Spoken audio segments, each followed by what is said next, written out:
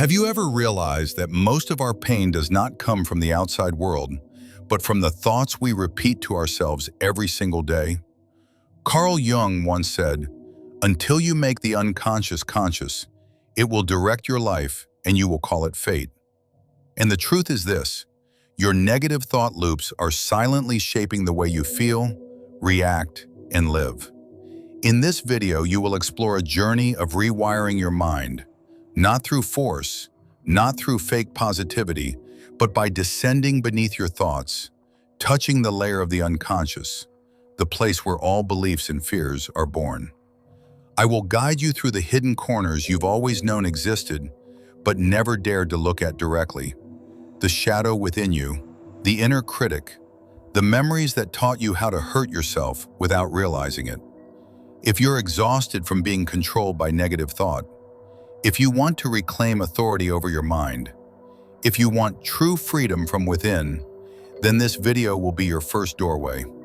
Stay until the very end, because you're about to learn how to rewire yourself. There are mornings that don't carry the breath of a beginning, but feel more like an invisible pair of scissors cutting the fragile thread that connects you to your inner peace. You open your eyes, barely aware of where you are, when the sound of your phone rings, like a reminder that the world is calling you awake, not to live, but to run.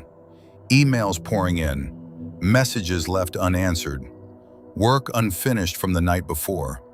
Everything rushes toward you at once, as if the world has already started its day hours before you, and you are just the latecomer, breathlessly trying to catch up with something you're not even sure you truly want.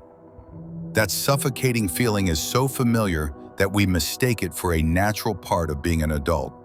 But through Carl Gustav Jung's lens, it isn't just the busyness of a morning, it is the clearest sign of a mind being controlled by the unconscious, by the parts of ourselves we cannot see, but which see us very clearly. When consciousness first wakes, it is still fragile and tender, not strong enough to shield us from the barrage of incoming information. And in that moment, the unconscious rises like a tide, carrying with it every worry we tried to bury the day before. Jung once wrote, "The unconscious is not just evil by nature, it is also the source of the highest good." But that is only true when we are awake enough to face it. When we let the unconscious run our morning, it easily becomes fertile ground for anxiety, pressure, and fear. In the digital age, the smartphone has become the most vivid symbol of the shadow, the dark side Jung spoke of. The shadow no longer hides deep within the soul. It appears right on the screen in the form of unread emails, unseen messages, unfinished tasks. Every notification is not just work. It is a version of fear. Fear of not being good enough. Fear of being left behind. Fear of failing to meet what society expects. You think you're holding the phone, but in truth, the phone is holding your mind. And in the very moment you look at the screen, the shadow whispers, "You will never be enough." Jung stated it clearly, "Until you make the unconscious conscious, it will direct your life and you will call it fate." The suffocating morning is the perfect evidence of this. There is no disaster. No one is yelling at you. Nothing tragic has happened. And yet you feel tense, not because of what is happening, but because of how your unconscious interprets everything before your awareness even has a chance to speak. The feeling that everything is running ahead of you does not come from work. It comes from a deeper truth. You have not lived by your own rhythm for far too long. Morning is supposed to be the moment you listen to your breath, feel your body, and prepare your spirit for a new day. Instead, you are thrown into a race you never chose. Morning anxiety, from Jung's perspective, is a sign that you've lost connection with the self, the truest, wisest, and strongest version of who you are. Without that connection, you become someone swept away by life's chaos, thinking you are trying your best while you're merely reacting to everything external. Jung once wrote, "Neurosis is always a substitute for legitimate suffering." Morning anxiety is not real pain. It is a distorted copy of deeper wounds you are afraid to face. Fear of failure, fear of being judged, fear of not being capable, fear of being unloved unless you are perfect. These real pains are suppressed throughout the day, and in the morning, when your defenses are down, they rise more fiercely than ever. That is why you feel suffocated even before doing anything. You are not anxious because of the email. You are anxious because you fear you're not good enough. You are not worried about the messages. You are worried that you might be insignificant. You are not overwhelmed by the tasks. You are overwhelmed because you've lost connection with your true essence, living only according to what society asks of you. But what is beautiful about Jung is that he never stops at describing darkness. He always points toward the path of light. He said, "I am not what happened to me. I am what I choose to become." This means that the suffocating morning is not destiny. It is simply a reminder that life has been dragging you along for too long. You are no longer in control. You are merely reacting. Yet in that very moment, if you pause for just a few seconds, before touching your phone, before opening your email, before letting the worries pour in, you will notice a small but very real door, the door of awareness. One deep breath, 1 minute of sitting up and feeling your body, one moment of remembering that you are the master of your mind, not a slave to notifications. The suffocating morning is not the enemy, it is a signal. It is the unconscious calling you back home. And when you listen, you'll find that even within the chaos lies a quiet space waiting for you to enter. And from that moment, the new day truly begins. And from that very suffocating morning, we step into another familiar spiral, a spiral nearly every adult goes through, trying to seize control of life with all the strength we have, only to end up more mentally exhausted with each passing day. You sit at your desk, open your notebook or your phone, and begin writing a to-do list. At first, it's just a few simple tasks, but then they multiply, spreading like ink soaking through paper. Work tasks, family obligations, your child's studies, the pressure to earn money, the pressure to improve, the pressure to become better, the pressure to prove something to someone, even though you're not even sure you truly want to prove anything at all. The more you write, the shakier your hands become.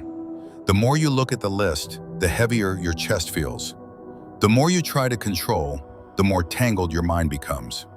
Through Carl Gustav Jung's perspective, the moment you create an endlessly long list like that is not a moment of agency.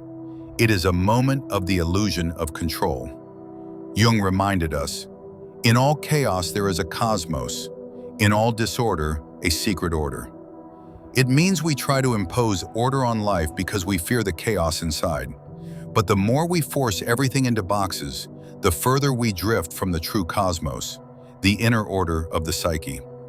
The to-do list becomes a map of fears. Fear of not doing enough, fear of missing something, fear of being judged, fear of failure. The irony is, the harder you try to control things, the more control you lose. Not control of tasks, but control of your mind. Modern people often believe that more tasks require more detailed lists, that they must grasp everything, ensure nothing goes wrong. But from a Jungian psychoanalytic view, this behavior comes from a deeper wound. The fear that if I don't control everything, everything will fall apart. And behind that fear is an even deeper one. I am not safe. You write down tasks beyond your ability, tasks that belong to other people, tasks that were never your responsibility. Yet Jung said, the greatest burden a child must bear is the unlived life of the parents. And this quote isn't only about children. Adults do the same thing to themselves. They carry countless burdens that do not belong to their own life, then wonder why they're exhausted. You try to control the weather, other people's moods, your boss's decisions, your client's reactions, the future, things that haven't happened yet, and things that cannot be changed. You try to control everything except for the only thing you truly can control, your own mind. And so, the to-do list stops being a tool to organize your life and becomes a symbol of a silent war between a conscious mind clinging desperately and an unconscious mind overflowing with deep-rooted fears. The more you try to control life, the more the unconscious pushes you into tension to warn you something is not right.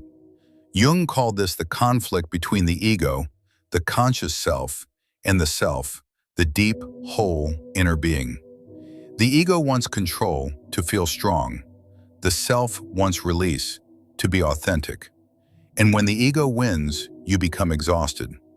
When the self wins, you become free. But most of us are accustomed to letting the ego lead. We believe we must be strong, must carry everything, must handle every role: the parent, the employee, the provider, the caretaker, the responsible one. We believe that if we stop controlling, everything will collapse. But Jung looked straight into the root of the problem.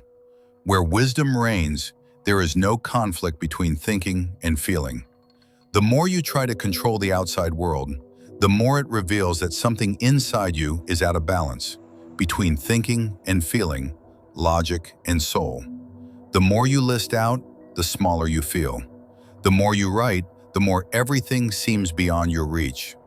The more you try to control, the more you become controlled by the very list you created. And burnout does not come from being busy. Burnout comes from using the wrong kind of energy. You use your energy to fight life instead of flowing with it. You try to organize the world instead of organizing yourself. Jung once said something profoundly powerful. What you resist persists. The thing you try to control, push away, fight against clings to you even more. Not because it is strong, but because you are feeding it with your own energy. When you write an endless to-do list, you are not taking charge of your life. You are writing the map of your resistance. You are resisting uncertainty, resisting fear, resisting your own imperfections. And that resistance drains you more than any task ever could. In the deep layers of Jungian psychology, mental exhaustion is not a sign of weakness. It is the soul's signal asking you to stop, to return, to look inward instead of trying to fix the outer world. You are exhausted not because you do too much. You are exhausted because you are doing things that do not belong to you. You are exhausted not because life is hard. You are exhausted because you are forcing yourself to live a life that is not yours. You are exhausted not because you are not good enough. You are exhausted because you are trying to prove something your soul no longer wants to prove. And as Jung famously said, "I'd rather be whole than good." Life does not need you to be perfect. It needs you to be whole. Whole within your limits, whole within your abilities, whole in knowing what belongs to you and what doesn't. Letting go of control is not failure. Letting go of control is returning to yourself. It is standing in the very place your soul has been waiting for you to come back to for a very long time. And then, while you're still spinning inside that overwhelming to-do list, trying to hold everything within your control so life doesn't slip from your hands, life delivers an unexpected twist. A small one, but sharp enough to pull you off a balance that was already too fragile.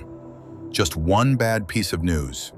A client cancels an order at the last minute, an unexpected issue at work, a sudden financial loss. And suddenly your mind feels like it's falling into a bottomless void. Everything becomes foggy and heavy. You look toward the future and find it darker than the room you're sitting in. The carefully arranged plans dissolve into meaninglessness, as if a single small disruption is enough to ruin everything.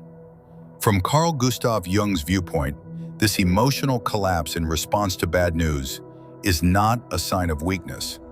It is the moment when the deepest layer of the unconscious, where our most primal fears are stored, rises and spills into the conscious mind.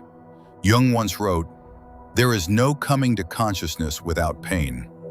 The truth is, when something bad happens, the pain you feel does not come solely from the event, but from all the fears, memories, and beliefs you've suppressed for so long. The bad news is merely the final drop that overflows the cup. A canceled order is not just a negative number. It triggers the fear of failure you tried to bury. A workplace issue is not just a technical glitch. It touches the fear of, "I'm not competent enough." Financial instability is not just about money. It opens the dark place where you fear you cannot protect your family. Bad news is the doorway into your shadow, the part Jung described as everything the individual refuses to acknowledge about himself. Fear of the future, the sense of fogginess, the loss of direction, these are all fragments of the shadow rising from the depths. When you receive bad news, there is a tiny moment, before you even understand it, when your heart tightens, your breath shortens, your face heats up or goes cold, and your mind goes blank. Jung called this the constellations of complexes, moments when psychological complexes, such as inferiority, fear, or old wounds, become activated. It is not the bad news that overwhelms you. It is the awakened complexes that throw you into panic. Bad news strikes the parts of you that have not yet healed. It highlights the cracks you've spent years covering with effort, responsibility, or busyness. And so your mind immediately paints dark scenarios far beyond reality. A canceled order becomes a sign that everything is collapsing. A small mistake becomes the verdict, I am incompetent. A financial fluctuation becomes the warning, I'm headed for complete failure. Jung said it clearly, what we see in the world is a reflection of what is within us. When the inside is chaotic, the world will always look like it's about to collapse. When the inside is full of shadow, even small bad news becomes a storm. But the irony is this, most fear does not originate from the event itself. It arises because your mind has lost its anchor, because you believe you must control everything to feel safe. And when something happens outside the plan, that entire system collapses in an instant. In Jungian psychology, this is the main conflict of the ego. The part of you that wants to hold everything, wants life to follow your script, wants every detail on track. But the ego forgets that life never operates according to our plans. Life follows its own laws, not yours. Jung wrote, "We cannot change anything until we accept it." Bad news does not come to destroy you. It comes to show you where you have not yet accepted. Accepted that you cannot control everything. Accepted that uncertainty is part of existence. Accepted that external stability is not the foundation you stand on. True stability comes only from within. When you fear the future because it suddenly looks uncertain, it is not because the future is truly dark. It is because the light within you has dimmed. The future is only blurry when your mind is blurry. The future is only frightening when your inner world is in turmoil. Bad news is not the end of your journey. It is a test of whether you are living from the ego or the self. The ego panics, struggles, and tries to regain control. The self observes, steps back, and identifies what can actually be handled. The ego feels lost. The self sees a chance for reorganization. The ego fears the future. The self remains calm in uncertainty. And if you pay attention, you'll notice, every time life hits you with bad news, it is quietly whispering something, what Jung called the call of individuation, the invitation to enter the path of inner growth. No one becomes whole without breaking at some point. No one becomes strong without facing their deepest fears. No one discovers their true self without first walking through the dark. In the darkness brought on by bad news, you are not abandoned. You are being guided into a deeper part of yourself, one you've neglected for too long. As Jung affirmed, I am not what happened to me, I am what I choose to become. Bad news does not define you, your reaction to it does. And precisely at the moment your future seems the most uncertain, you may begin to see more clearly the path within you. The path illuminated not by external guarantees, but by the light of your inner self. And right in that moment when you feel as though you've touched the bottom of exhaustion, when your mind is tangled, when the bad news is still echoing in your chest, when the future feels like a cold fog stretching endlessly before you, the most unexpected thing happens. A tiny thought, small yet powerful enough to pierce through the thick clouds inside your head.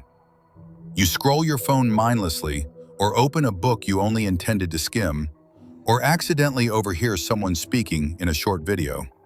And then the sentence appears, simple, quiet, yet sharp like a thin blade. It is not things themselves that disturb us, but our interpretations of them. From Epictetus, Enchiridion. It isn't the first time you've heard this Stoic teaching, but this time it strikes you as if it were a message written directly for you. It slices through the chaos spinning in your mind, like someone gently placing a hand on your shoulder and saying, there is still a way out. There is still a path back to yourself. Epictetus wanted to emphasize that what brings us suffering is not the event itself, but the meaning we assign to it. What breaks you is not the bad news. It is the internal storm that follows. And when the sentence reaches you, it triggers a delicate shift in your mind. A pause, a deeper breath, a step back from the dark scenario you just created. From Carl Gustav Jung's perspective, this moment of touching a thought that shifts your perception is not random. It is a sign of the individuation process, the journey back to the self, the journey of facing your darkness to rediscover the inner light. Jung wrote, "In all chaos there is a cosmos, in all disorder a secret order. And sometimes that secret order arrives in the form of a simple sentence, appearing at the exact moment you need it most." That Stoic sentence becomes a mirror reflecting the truth you've avoided. You've been viewing life through a lens clouded with fear, loss, and unhealed complexes.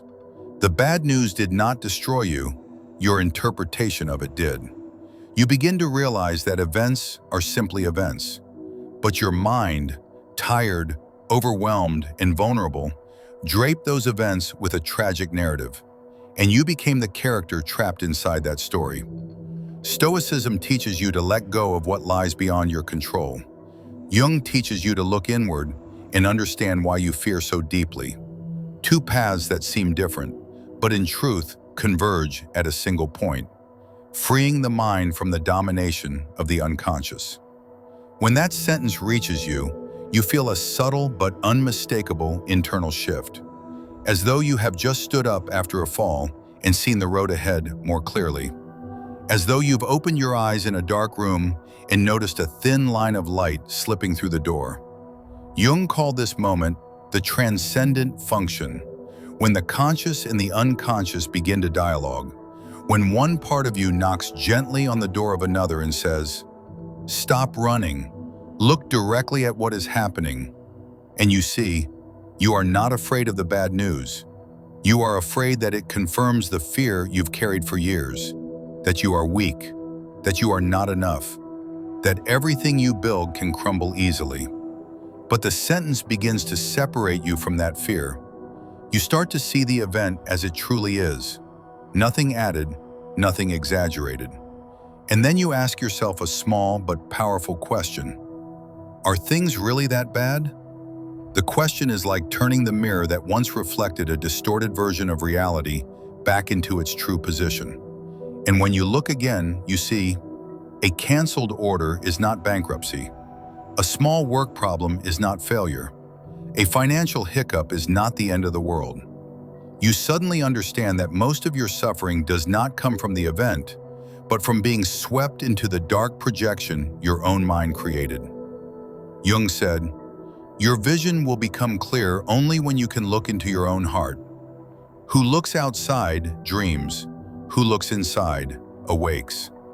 And you realize, the Stoic quote brought you back inward, where you can see life with a different clarity. The sentence does not make the problem disappear, it makes your interpretation disappear. And that is the first step toward inner freedom. For so long you've been reacting with fear, but this time you respond with awareness. For so long you tried to control life by grasping everything with your hands, but this time you see a truth you had forgotten. You cannot control the event, but you can control the way you see it. That sentence opens what Jung called an inner shift, a movement within where you are no longer the victim of circumstance, but the observer. You look at life from the position of someone who has the power to choose, not someone forced to chase after things beyond reach. And as you touch that truth, you feel something strange, lightness, as though fear has been gently pulled from your chest, as though a piece of your inner darkness has been named and therefore has lost its power. Jung wrote, "One does not become enlightened by imagining figures of light, but by making the darkness conscious." The Stoic sentence helped you illuminate a part of that darkness, not by avoiding it, but by shining awareness upon it. When this thought touches you, life does not change instantly, but you change. And when you change, life begins to move with you. More quietly, more deeply, with less chaos. A small sentence opened a large door, the door leading back to your inner power, where every event can be seen through the clarity of awareness rather than the distortion of fear. And as that sentence slips into you like a guiding beam of light, you begin to realize that shifting perspective alone is not enough. Light, to truly wield its power, must be nurtured through action. Awareness is only the first step. The journey of healing, growth, or restructuring the mind, the journey you're heading toward, always requires a certain form of discipline. Not the harsh, punishing kind, but small, quiet, steady movements. What Jung called small but decisive acts. The seemingly tiny actions that can shift an entire system of beliefs. So you begin to try. Not grand challenges, not ambitious goals that would drown you in more pressure, but small disciplines, gentle rituals, like tending a new inner garden. You try waking up a little earlier. Instead of jolting out of bed in panic, you sit up slowly, allowing the first breath of the day to belong not to anxiety, but to yourself. You try placing your phone far from your bed, so the morning is no longer hijacked by notifications, by the machinery of the outside world. Jung once wrote, "The world will ask you who you are, and if you don't know, the world will tell you." Putting your phone farther away is also placing the world farther away, so you can hear your own voice more clearly. You try spending a few minutes just breathing, an action so simple we often dismiss it, yet it is the strongest way to reconnect with the self. Breathe slowly, deeply, until you feel a small but unmistakably real space in your chest, where there is no fear, no panic, just the pure presence of yourself. You try focusing on what you can control, tidying your desk, adjusting your schedule, completing one small task before touching the big ones. This is the Stoic spirit you encountered earlier, and also the Jungian one, beginning by restoring order inside so the outside world becomes less chaotic on its own. But then, you fail. You oversleep. You grab your phone the moment you wake up. You forget to breathe and slip back into the old rhythm. You blame yourself, then give up, then tell yourself maybe you're not built for discipline. Yet in those moments of failure, something strange happens. You no longer collapse like before. Something has shifted in the way you see yourself. You no longer treat failure as proof of the fear, "I'm not good enough." You treat it as a part of the journey. That is the profound moment of transformation Jung once described. The gold is in the dark.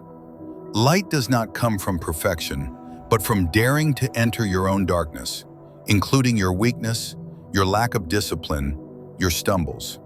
When you try again, second time, third time, 10th time, you are doing what Jung called the process of individuation, the process of building a more mature, independent, healthy self. Individuation is not the journey of becoming strong overnight. It is the journey of facing each part of yourself, each fear, each habit, each vulnerability, of daring to see them and daring to continue. You try waking up early again, this time just 5 minutes earlier. You try again not touching your phone, this time lasting only 2 minutes before the restlessness returns. You try breathing again and realize that even a single deep breath softens you a little. These things are small, but they create movement. Jung called them little steps toward the self. In these small steps, you begin to see the truth. Discipline is not forcing yourself to be strong. Discipline is how you show the unconscious that you are returning to your own life. Each time you try again, you send your mind a new signal. I am moving in a different direction. I am no longer letting fear run the show. Jung once said, "We are not what happens to us. We are what we choose to become." And every small discipline is a choice to become. You no longer practice discipline to prove something to the world. You practice discipline to pull yourself out of the chaos, to heal the inner parts you've neglected for so long, to build the foundation of a steadier mind. You will still fail, and that's perfectly fine. True discipline is not measured by how many days you succeed, but by how many times you fall and still choose to get back up. Discipline is not a straight line. It is spiral-shaped, sometimes forward, sometimes back, sometimes sideways, but always oriented toward wholeness. Each time you return to a small discipline, even for just a second, you take one step closer to the self. Each intentional breath reclaims a piece of inner sovereignty you lost long ago. Each morning you wake early despite the exhaustion is a quiet message to yourself that you are worthy of a life with order and peace. And gradually those small disciplines accumulate into immense power. They don't change your life overnight, they change you first, and then life begins to change with you. You don't need perfection. You don't need to do everything right. You just need to keep going. Because in every small step you take, in every challenge you try to overcome, in every failure after which you still choose to rise, the inner light grows, expands, and illuminates the shadows you once feared. As Jung said, fear is a natural reaction to moving closer to the truth. Fear means you are moving closer to your truth than ever before. And the small disciplines you practice today are the first touches on that truth. The truth that you are fully capable of mastering your mind, your life, and the light within you. And when those small disciplines begin to take root in you, those slow breaths, those mornings less dependent on your phone, those moments when you return to yourself, something remarkable starts to happen. The external world, which once overwhelmed and shattered you, no longer has the same power over you. Your mind grows a bit calmer, a bit steadier, and then life, as if testing your transformation, brings you a familiar but revealing situation. Someone, a family member, a coworker, a stranger on the street, or even just a supermarket employee, suddenly does something that irritates you. A harsh comment, a disrespectful look, a rude gesture that hits an old wound. Before, you would have reacted immediately, anger, snapping back, or letting it ruin your entire day. But this time, something inside you pauses. A small, fragile, but very real stillness rises right in the middle of that chaotic moment. Jung once said, "Everything that irritates us about others can lead us to an understanding of ourselves." And it's true. Other people are mirrors reflecting your inner shadow, the unhealed wounds, unmet expectations, deep complexes that react on your behalf before your mind has time to think. When someone irritates you, they are activating fears, hurts, or feelings of being belittled that have lived inside your psyche for a long time. The anger does not belong to the present moment, it belongs to the past. Times when you were treated unfairly, dismissed, hurt, and unable to speak up. But this time, you don't let your instinctive reaction take control. Instead, you remember the sentence you once read, heard, and tucked into your mind like a quiet reminder. He who angers you conquers you. Epictetus's Stoic wisdom becomes an anchor at the very moment your mind is on the verge of sinking. You stand before two choices: let the anger take over, as it has hundreds of times before, or interrupt the reaction cycle and choose something different. And for the first time, you choose calm. In that moment, you're not just controlling your behavior, you're reclaiming the inner power you've handed to others for years. Jung called this process withdrawal of projection. The moment you pull back the emotions you once projected outward and realize the real cause isn't the other person, but your inner reaction. You pause, you breathe softly, you take one small step back. The tightness in your chest loosens slightly. The heat rising to your face cools down. You don't need to win. You don't need to respond. You don't need to prove anything. You only need to keep control of your mind. Jung once expressed this truth in a profound statement. I am not what happens to me. I am what I choose to become. And in that moment, you truly live this sentence. You refuse to let someone else's rudeness shape your entire emotional day. You choose to become the version of yourself you're working toward, the version who observes, steps back, and chooses peace instead of impulsive reaction. This transformation is not easy. It is a small but fierce inner battle. The ego, the part of you used to reacting impulsively, wants to rise and defend itself. It wants to counterattack. It wants to be right. But the self, your deepest, most awakened essence, whispers, you don't need that anymore. You have nothing to prove. The moment you follow the self instead of the ego, you step into a new level of maturity.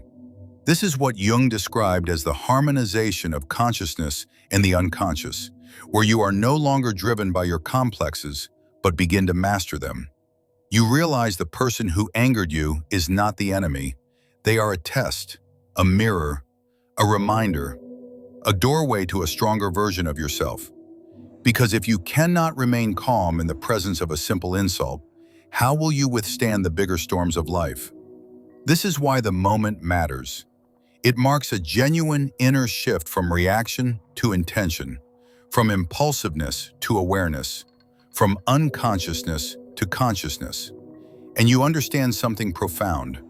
Anger has never been the real problem. The problem was letting anger own you. When you pause in that moment, you reclaim the sovereignty of your mind, what Jung saw as the very foundation of all healing. You no longer hand over your power, not to their words, not to their actions, not to their moods. You keep the power for yourself, the power to be calm, the power to choose, the power to be the master of your own mind. And in the moment you choose calm, something beautiful happens. You realize that true freedom does not come from changing others, but from changing the way you respond to them. Jung once said, your visions will become clear only when you can look into your own heart. And that is exactly what you've done. You looked into your own heart before looking at the faults of another. For the first time, anger did not defeat you. For the first time, you kept yourself steady in a moment most people lose themselves. For the first time, you tasted the strength of calm. It is not weakness. It is courage. It is maturity. It is the evolution of the soul. It is the first light of the self being given authority. And from this moment on, you understand, when you control your reaction, you control your life. And from the moment you manage to stay calm in the face of anger, when you no longer gave your power away, when you realize the strength of pausing, something profound begins to unfold within you. That calmness doesn't just help you overcome the immediate situation, it reshapes the way you see your entire life. That stillness spreads gently, like a breeze smoothing the surface of a lake long troubled by storms. And as the inner lake becomes clear, what you see is not only yourself, but all the important things you have unintentionally overlooked for so long. That evening, you sit at the table with your family, a simple, ordinary meal that happens every day. But this time, you don't see it with your old eyes. You put your phone down. You are no longer lost in future anxieties, no longer letting your mind drift toward things beyond reach. You simply sit there, present, and suddenly see very clearly, so many precious things have quietly slipped away during the months and years you spent chasing pressure. Jung once said, the sole purpose of human existence is to kindle a light in the darkness of mere being. And the light he spoke of is not the light of success, fame, or the goals you set out in the world. It is the light of presence, the light of truly living in the moment you are given. When your mind becomes still, you notice something strange. Joy has never lived in the grand achievements you thought you needed. It has always lived in the small pieces of life you once took for granted. Your child's smile, your partner's eyes, the sound of dishes touching, the smell of warm food, the quiet peace of everyone gathered together. These things were always there, but you never truly saw them because your mind was always rushing toward the future. What to do, who to become, what to achieve to feel safe, to feel acknowledged. You lift your bowl of rice and suddenly feel something unusual, a softening in your heart. No more tension, no more urgency, no more being dragged into anxious projections. You begin to realize in your pursuit of control, you have lost the very moments life has been offering you every day. Jung called this the loss of soul in modern life, when we live like machines powered by anxiety instead of humans moved by emotion. He wrote, "People will do anything, no matter how absurd, to avoid facing their own souls." And you are startled. Have you been doing that all these years? Running toward the future to avoid looking at yourself, to avoid seeing your fears, to avoid feeling the fragility of the present moment? But now, with your mind a little quieter, you begin to feel something you've heard many times but never truly understood. Joy does not live in tomorrow. Joy lives in today. It lives in what is present before your eyes. You look at your family and suddenly realize time is moving faster than you thought. Your child grows every day. How many moments have you missed because your mind was drowning in nameless worries? Your parents grow older every year. How many meals have you eaten in haste instead of truly listening? You love your partner. How many times have your eyes looked distant and tired because you were consumed by future anxieties? Jung once said, "Who looks outside dreams, who looks inside awakes." When you only look outward, you chase distant goals and lose the present. But when you look inward, when your mind is still enough to see yourself clearly, you awaken to your real life. In that simple dinner, you realize that the you of today is different from the you of weeks ago. Not because life changed, but because you are changing. The calm you practiced in difficult moments hasn't just made you less reactive. It has opened your eyes to the meaning you once ignored. You realize that joy is not in completing everything. Joy is in being fully present with what is happening. Joy does not require you to be exceptional. It only requires you to be here. Here lies the secret. When you learned to stay calm with people who irritated you, you weren't just mastering anger. You were training your mind in something far more important, the ability to pause. The ability not to be pulled away by fear. The ability to see clearly what is right in front of you.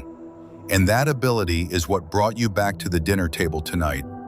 Back to the things that have always mattered most, but that you forgot. Family, love, connection, genuine peace. In that moment, you grasp a gentle yet profound truth.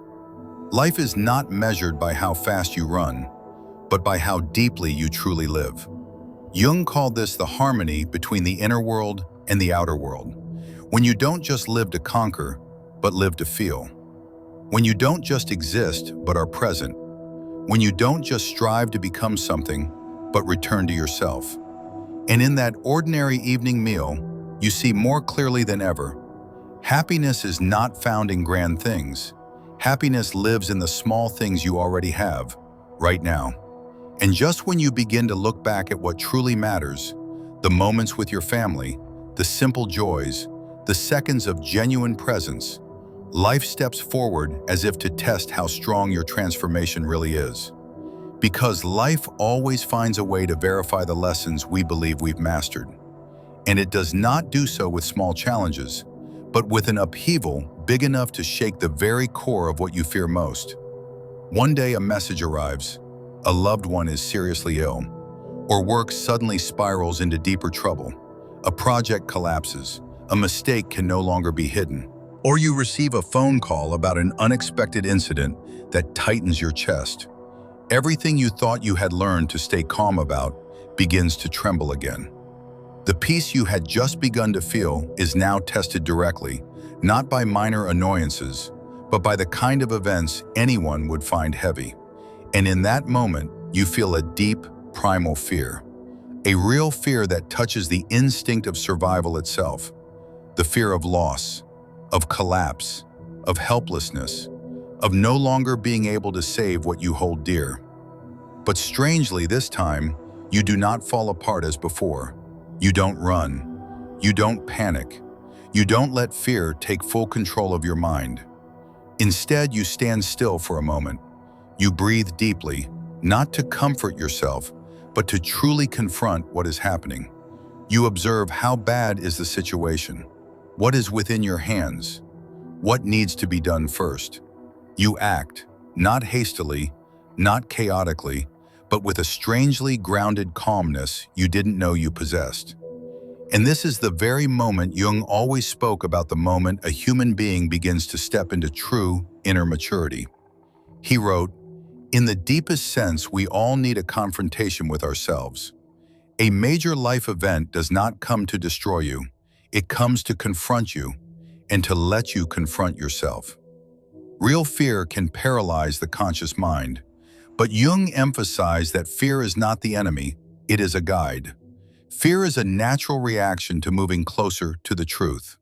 When crisis arrives, you are afraid not because you are weak, but because you are getting closer to parts of yourself you've never dared to touch. Real limits, real loss, the impermanence you've always avoided. And the miracle is this: the wisdom you planted through your small disciplines, through calmness in minor situations, through presence at the dinner table, none of it disappears. It stands there like a new foundation, keeping you from collapsing when a bigger truth arrives. You find yourself astonishingly calm, not a fake calm, not a forced calm, but a calm that comes from awareness. I cannot control the event, but I can control how I walk through it. In Jungian psychology, this moment is called alignment with the self, when the conscious ego no longer panics, but begins to act under the guidance of the deeper self. The ego sees the crisis and wants to crumble, but the self sees the crisis and wants to step forward. You no longer drown in worst-case assumptions. You no longer let fear paint exaggerated shadows. You see the situation as it is, no more, no less. You take your loved one to the hospital, and instead of collapsing, you hold their hand firmly. You address the work problem clearly and practically, instead of spiraling into self-blame. You face the financial issue with clarity, not panic. And while acting this way, you realize something you've never seen before. You are stronger than you thought. Not strong in the rigid sense, but strong in the deep, grounded way, like the roots of a tree finally gripping the earth. Jung once wrote, "I'd rather be whole than good." And for the first time, you understand this with your whole being. You don't need to be perfect to stand firm in crisis. You only need to be whole. Whole in awareness, whole in emotion, whole in action. Whole in feeling fear without letting it control you. Whole in acting even when you cannot control everything. That major life event, instead of destroying you, becomes the place where life reveals a new truth. The peace you build from within is far stronger than any storm that comes from outside. And you realize, all the small practices, all the moments you chose calm, all the times you paused to breathe, all the lessons learned from losing control, they were preparing you for exactly this moment. The moment of truth, the moment of light shining directly into the darkness, the moment you face your greatest fear and do not collapse. You did not survive the crisis because of luck. You survived because you've been silently preparing for it for a long time. You survived because you have changed from within. You survived because you are no longer who you used to be. And as you stand firm in the storm, you begin to see. The crisis did not come to destroy you. It came to show that you are finally ready for the next chapter of your life.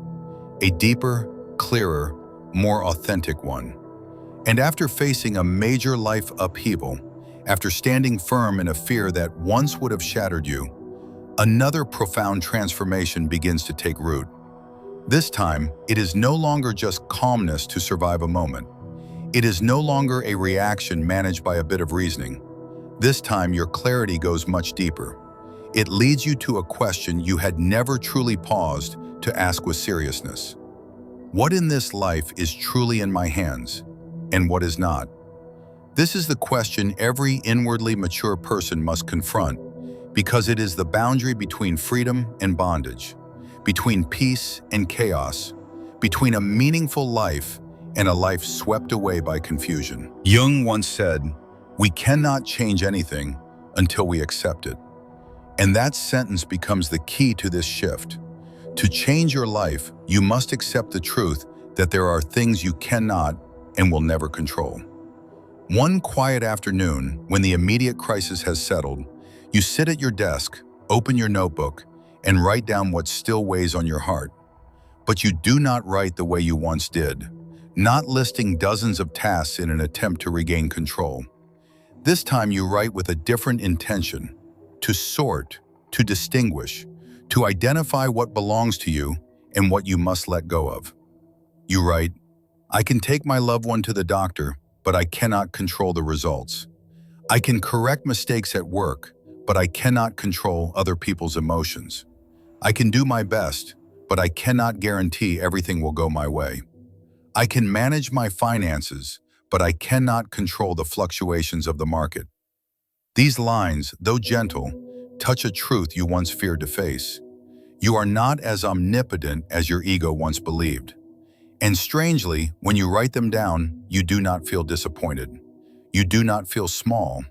You do not feel powerless.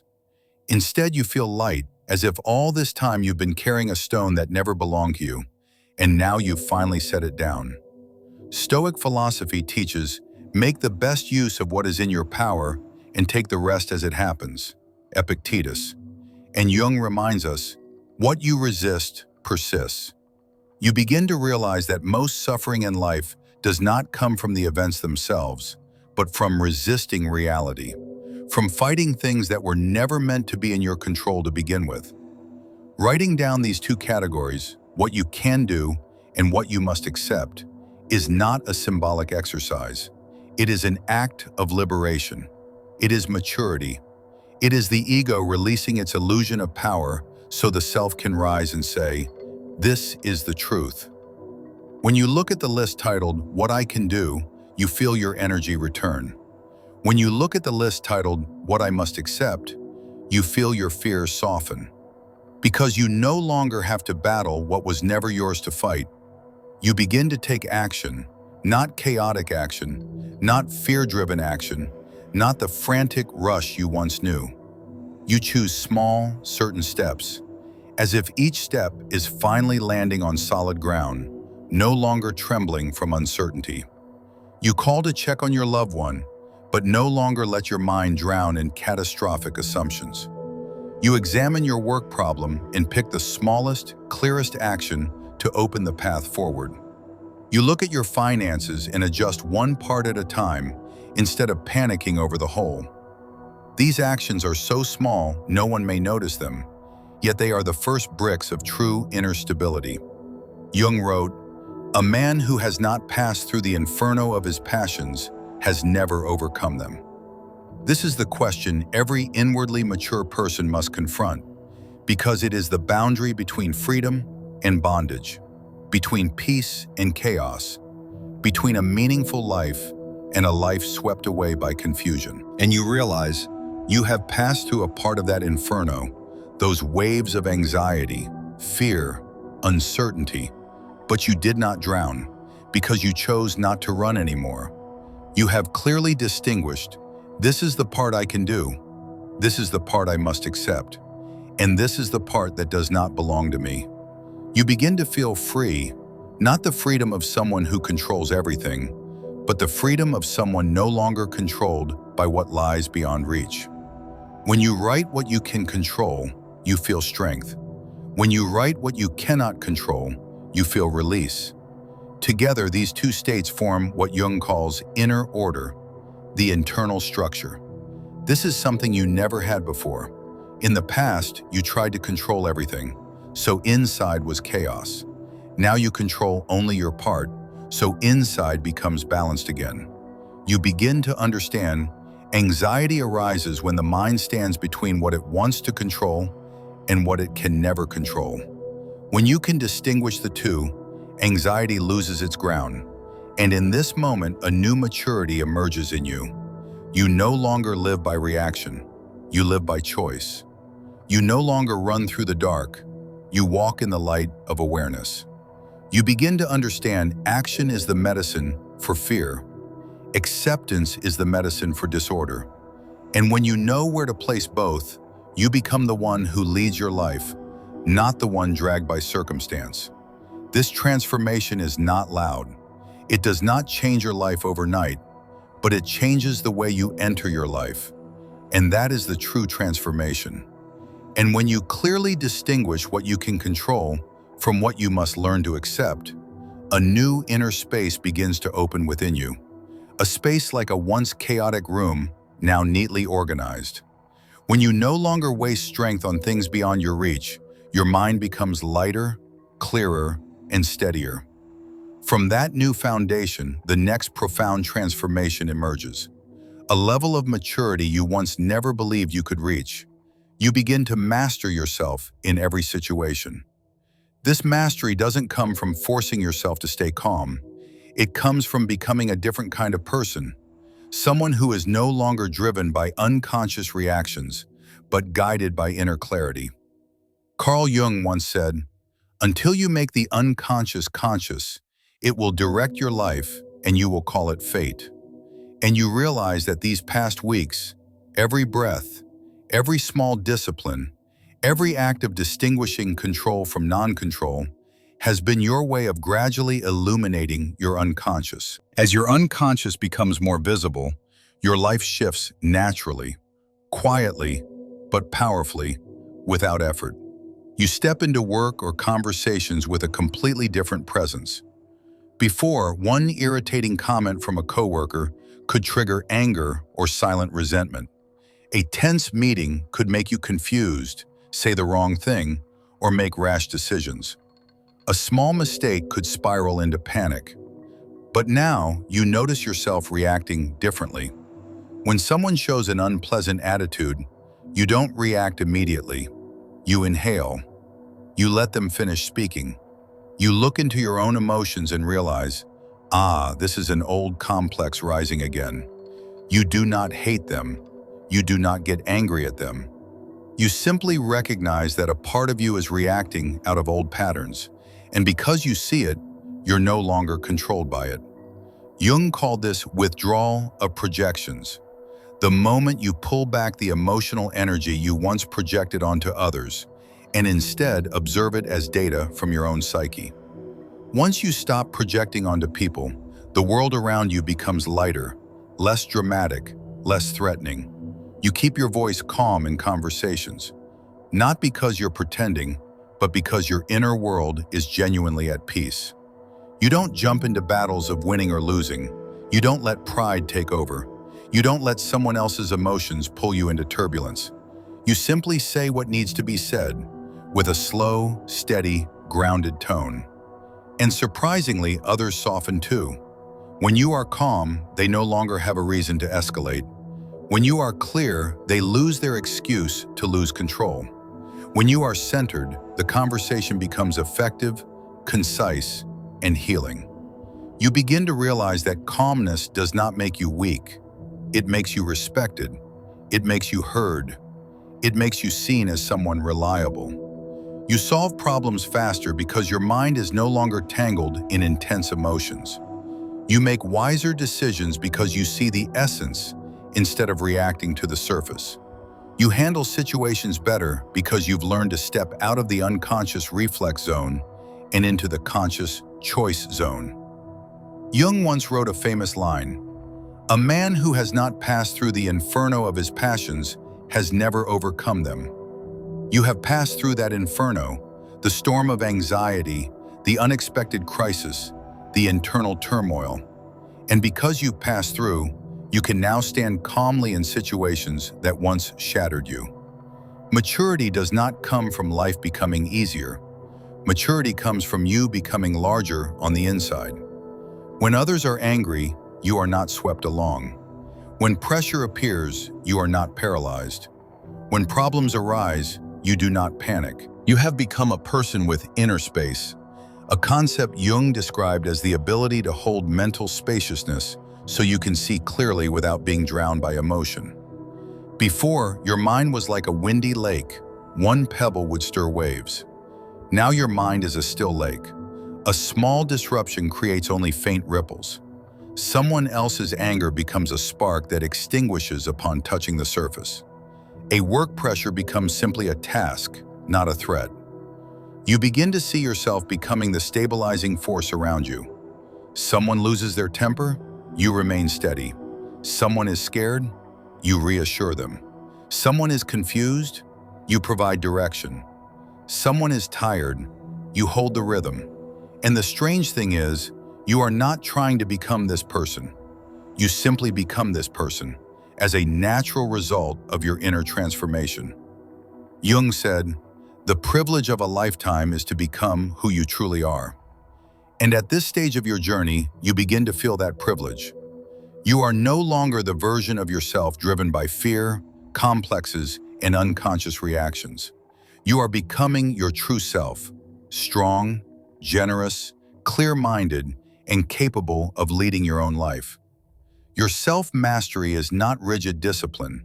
It is the fruit of awareness. It is the outcome of learning to live in harmony with your unconscious instead of being ruled by it. It is a sign that you are stepping deeper into the process of individuation, the journey Jung considered the ultimate purpose of human life. Now, in every situation, you do not react, you choose. You do not force, you are present. You do not fear, you observe. You do not rush, you act at the right time, in the right way, with the right spirit.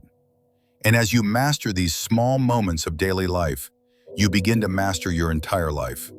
And from the moment you begin mastering yourself in every situation, when you no longer get swept away by someone else's emotions, when you know how to hold yourself in inner stillness, when you act from a grounded center rather than impulsive reaction, a subtle yet profound change begins to spread through your life.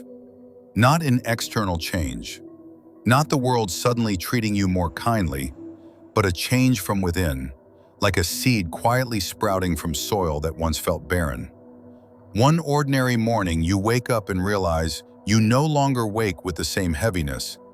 One afternoon, while working, you notice your mind feels lighter.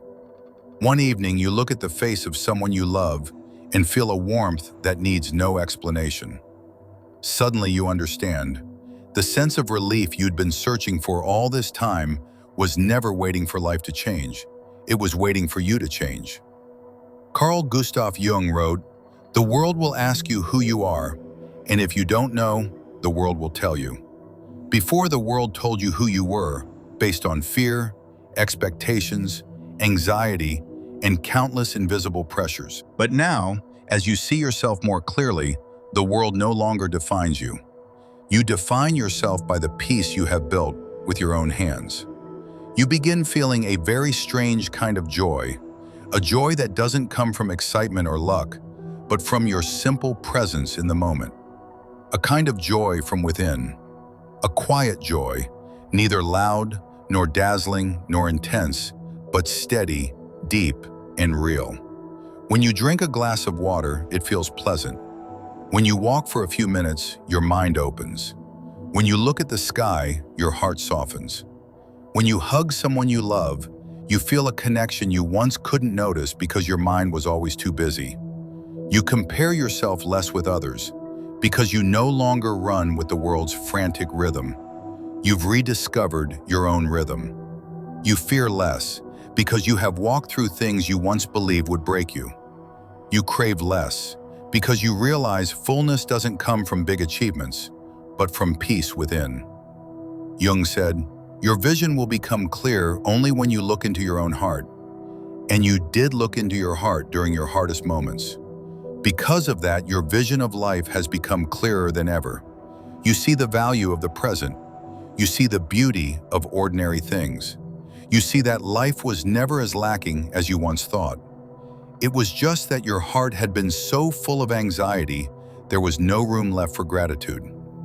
You begin to feel what Jung called a sense of inner completeness, a feeling of wholeness that does not depend on anyone, on any outcome, or on the world's approval.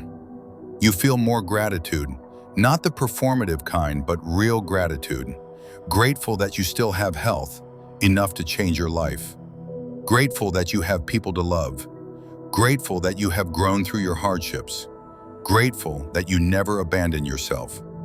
You see clearly that life has never favored anyone, but it has also never taken away hope from those willing to look within. The joy you feel now doesn't come from your circumstances getting better, but from no longer viewing life through the eyes of fear. Jung once wrote a sentence that startles many people. "I am not what happened to me, I am what I choose to become." And you understand this now more than ever. Before, you let the events of your life define your feelings and your sense of worth. Now you let the peace within you define how you see the world. You no longer need everything to be perfect to feel happy. You no longer need life to favor you to feel light. You no longer need to prove anything to anyone to feel complete. You feel joy because you have changed, not on the outside, but at the very architecture of your inner world. In your calmest moments, you recognize a profound truth.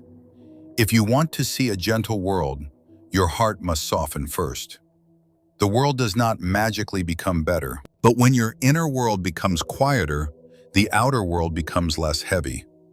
You look back at the version of yourself from before, always anxious, always comparing, always feeling lacking even when you had enough, and your heart softens. No anger, no blame, just compassion. Compassion for the version of you who kept chasing distant outcomes. Compassion for the version of you who thought joy lived somewhere in the future. Compassion for the version of you who feared her own life. And you realize that version brought you here. That version fought, fell, stood up again so you could have the peace you have today. In your eyes now, there is a maturity others can feel without you saying a word. A clarity from within. A joy that no longer depends on anything outside of you.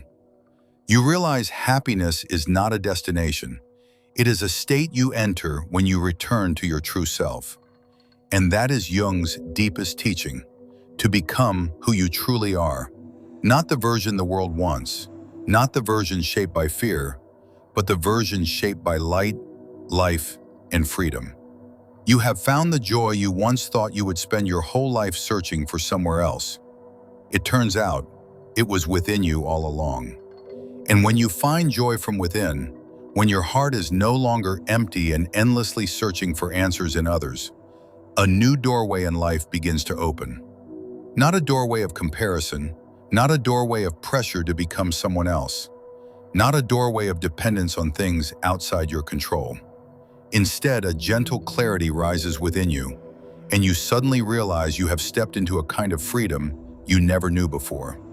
Not the freedom of circumstances, not the freedom of finances or favorable conditions, but inner freedom, the kind of freedom Carl Gustav Jung considered the deepest accomplishment of a human life.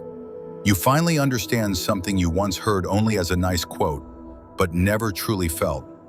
Freedom is not about controlling the outside, but mastering the inside. And this becomes clear when you look back at your own journey. You once tried to control everything: your work, your time, your future, other people's behavior, the entire course of your life, according to how you thought it should unfold. You once suffered over things beyond your reach, collapsed because of unexpected events, and worried about what could not be predicted.